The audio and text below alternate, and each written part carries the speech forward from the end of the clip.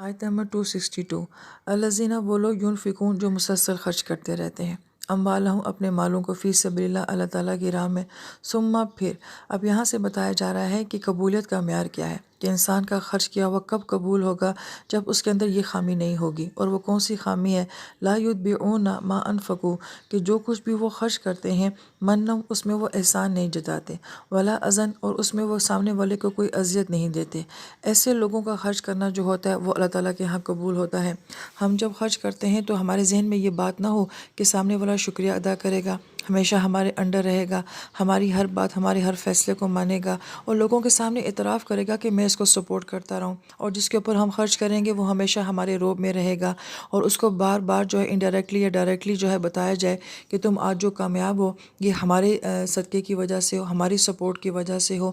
جو صدقہ ان تمام رویوں سے اور ان تمام ایکسپریشن سے پاک ہوگا ایسا صدقہ اللہ تعالیٰ کے ہاں قبول ہوتا ہے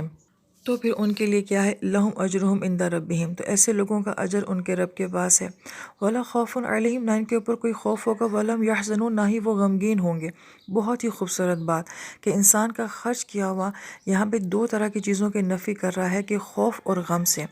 اس کو اس انداز میں مفسر کرام نے بھی بیان کیا ہے کہ جب ہم خرچ کرتے ہیں تو ہم کسی کا خوف دور کر دیتے ہیں مثلاً کتنے لوگوں کو اس بات کا خوف ہے کہ ہمارا مہینہ کیسے گزرے گا ہمارے بل کیسے ادا ہوں گے ہمارے بچوں کی فیسیں کہاں سے جائیں گی تو ہمارا خرچ کیا ہوا کسی کی زندگی کا یہ خوف دور کر سکتا ہے یہ جنون اور پھر کسی کے انسان کی زندگی میں کوئی معذوری کا موت کا درد کا کتنے دکھ ایسے ہوتے ہیں جو ہمارے خرچ کرنے سے دور ہو جاتے ہیں تو گویا کہ ہمارا خرچ کرنا کسی کا خوف دور کرے گا کسی کی زندگی کا دکھ دور کرے گا تو اللہ تعالیٰ اس کے صدقے پھر ہمیں خوف اور دکھ سے نجات دے دیں گے